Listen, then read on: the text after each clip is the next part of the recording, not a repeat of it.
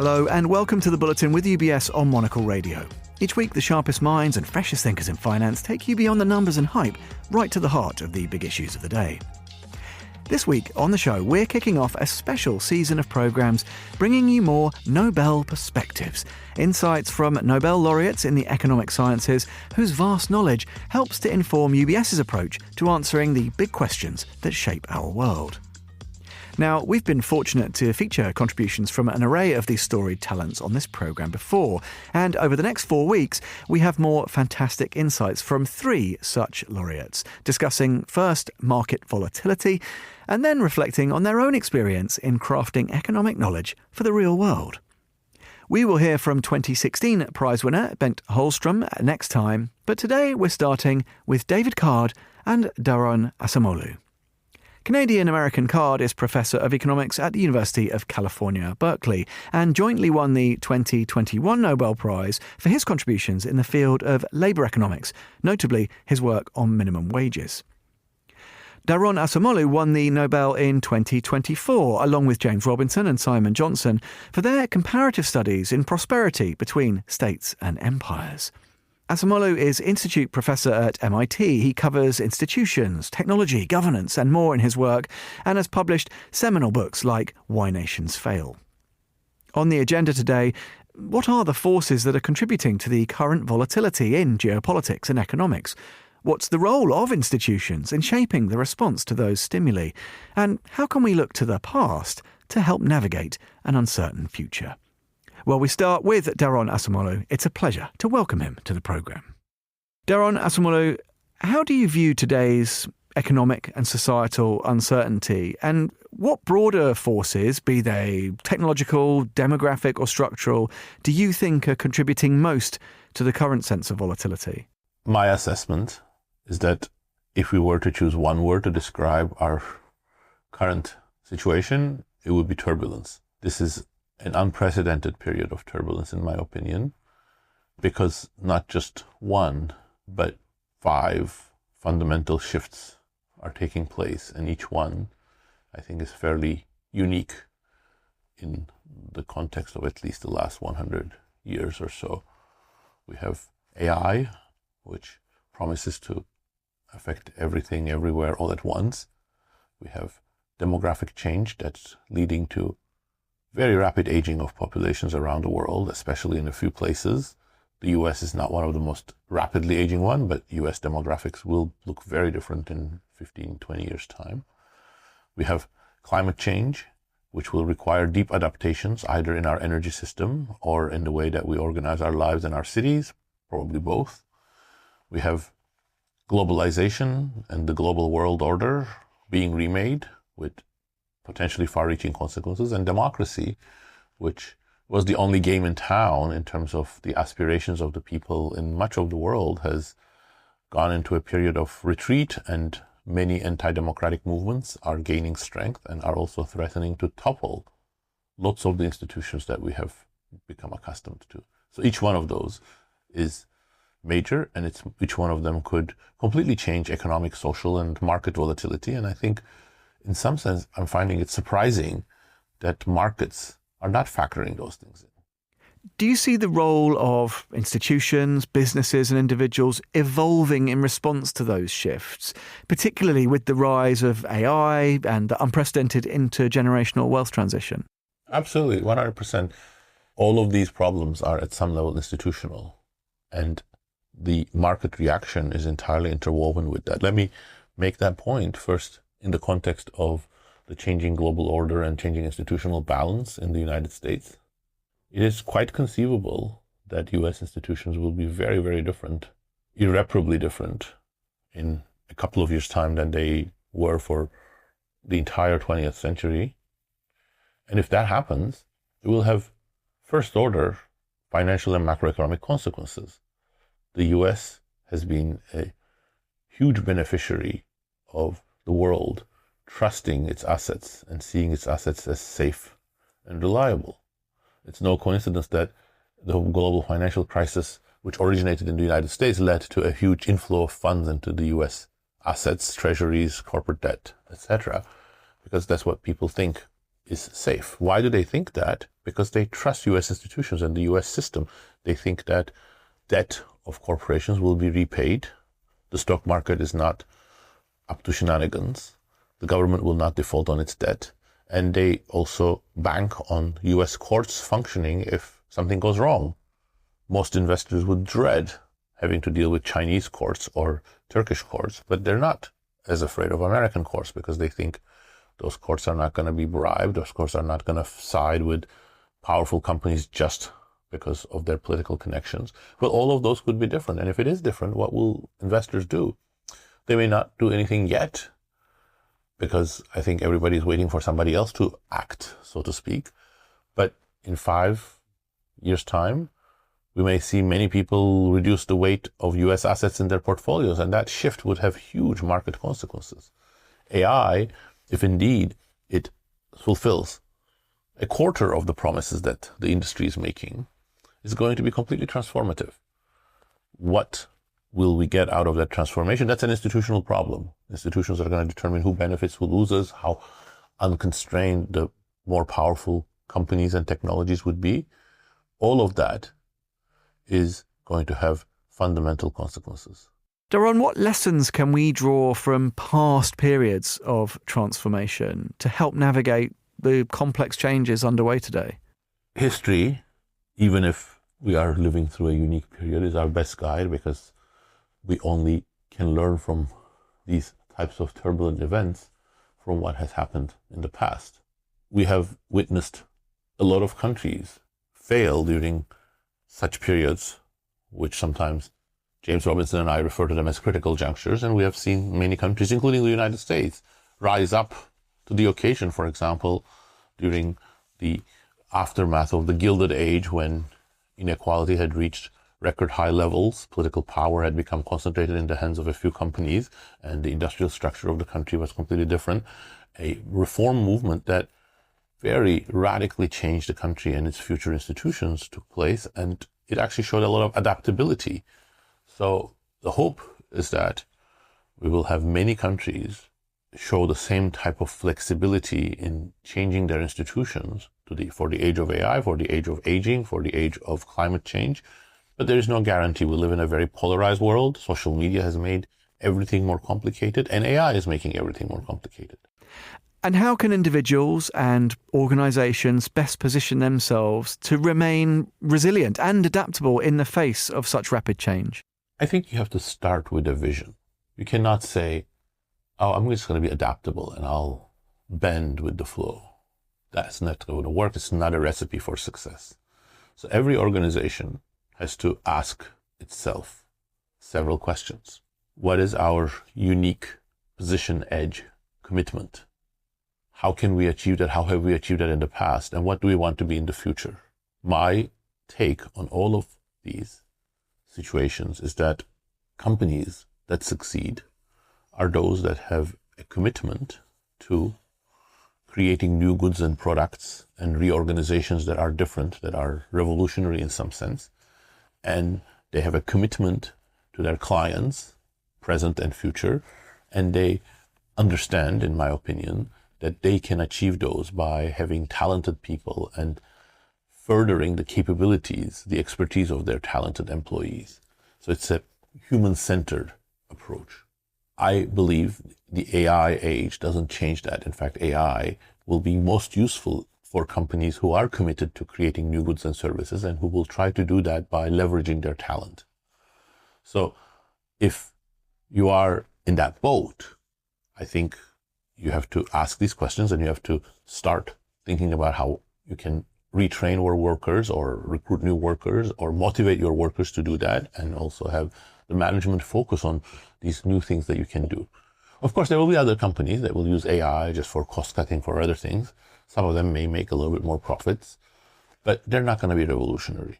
So I think for the revolutionary companies, it's really this vision that matters. And in the long run, Daron, do you see artificial intelligence as something that will be a net positive? I believe that AI has the potential to be something positive in the long run, but I am not sure that we'll get there. AI, like many other things, is a tool. Many tools, you can use them very differently.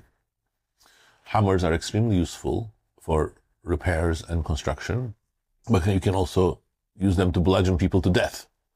So which one will it be? Daron Acemoglu.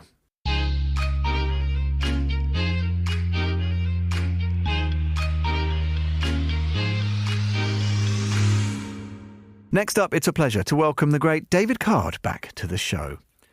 David Card, wonderful to hear from you again. Now, we've heard from Daron Acemoglu already, but can we ask you about your take on the economic and societal uncertainty that confronts us today? And what broader forces do you think are contributing most to that current sense of volatility? I think the main problem is probably political, in the sense that, for instance, the war between Russia and Ukraine, or the problems in the Middle East, which are kind of in the background, are causing have potential to cause even more turmoil. Many Western countries have a fairly volatile political situation where a more populist type party is potentially going to take over, leading to a fracture of the traditional alignment between center-left and center-right in many countries. Demographic factors are in the background, but I don't think they have necessarily caused a disruption per se, partially because they're perfectly predictable, and partially because many of the trends have been going on for a long time. The demographic factors do pose something of a longer run challenge for programs like Social Security programs in many countries, for example, and also just the general problem of aging population with relatively few workers per old person creates a very different society. But I think fundamentally, in some ways, the average person is fairly well off. If you think of the incredible progress that's been made in China in terms of living standards, that's a very large chunk of the world population that's quite a bit better off than they were even 20 years ago. India is making some progress. Africa is finally making some progress. So there is progress, but I think the leading Western countries are in some kinds of more political type turmoil that's causing fundamentally the main sources of uncertainty. Do you see the role of institutions, of businesses and of individuals evolving in response to the shifts you're talking about, particularly with the rise of artificial intelligence and the current sort of intergenerational wealth transfer? Well, I think AI has the potential to be fairly transformative, but I think that so far it's been relatively incremental effects. Businesses are investing a huge amount of money in it in a very kind of specific set of directions. Whether all of that investment will turn out to be correct, I think is possibly a source of uncertainty. They're investing a huge amount in power generation just to power certain kinds of AI machines, and whether that's a good idea or not, that remains to be seen. But if you look back at the invention of the internet, first it had a relatively small role, but then ultimately what happened is people figured out how to construct a business like Uber or Amazon, which was in fact relatively disruptive, at least to some sectors of the economy. Although I think if you look and said all of the effects of the internet together, it didn't completely disrupt organization of the economy so much as it threatened a large number. Retail, for instance, has been threatened, or the taxi and limousine business has been threatened in many places, but fundamentally we've replaced one set of businesses with another, so I don't really see that as fundamentally disruptive. It remains to be seen what the long-run potential for AI is to be more disruptive than that, and I think there's lots of different opinions about that. Now, many people are worried about AI potentially replacing their jobs, driving huge redundancy. Do you see that as an issue in the labour force? Oh, it's definitely an issue in certain places. For instance, already the market for new software development engineers has taken a huge hit. So large tech companies in the US were hiring an amazing number of SDEs per year, which are fresh graduates in computer science programs. Their enthusiasm for hiring has really tapered off, and that's going to really fundamentally change the way kids are thinking about what career they should study for, and so that's going to be fairly disruptive in that sector. Now, not that many students are taking computer science, only a couple of percents, but for the few percents that are doing that, that's very disruptive. There's going to be some disruption of taxi business and trucking and some aspects of back office, white collar type jobs, like in the legal sector. There's a lot of attempts to substantially leverage AI and reduce the number of people involved in document review and production, which is kind of mundane but important work in that sector. So I think there are sectors that are going to be affected. Historically, many big technological changes, for instance, the invention of electricity, had a long sequence of effects, but normally most economists would probably say, that there is some job loss, but there's some job creation, and the economy after 10 or 15 years does kind of reemerge. There are theorists of AI who believe that's not going to happen this time, but I think the historical record is more that would happen. So that remains to be seen. And if we look next to history, if you like, what are the lessons that we can and should draw from past periods of transformation to help navigate the complex changes that are underway today? Well, for example, I mentioned the previous technological disruption caused by the invention of the internet or the invention of electricity. I sometimes like to give an example of my grandfather, who was born in 1890. And in his lifetime, they invented electricity, the telephone, airplanes, and then jet engines. And so at the start of his career, none of those things existed. And by the time he passed away, we had a lot of the structure that we currently have, which was really transformative in that, say, 70-year period. And I would be surprised if AI is more transformative than that combination, but we'll see. Finally, David, perhaps I can ask you how individuals and organizations can best position themselves to remain resilient, to remain adaptable in the face of change that's happening at such pace. Well, that's a very good question. Presumably people who are further up the job market ladder in the white-collar type professions have to basically start thinking about how to use AI in their job, because employers are going to expect it, and it's going to leverage their skills and make them more productive. And the people who are unwilling or unable to adapt will probably find themselves relegated to less important jobs and careers, and the ones who are more able to adapt will probably have more of an advantage.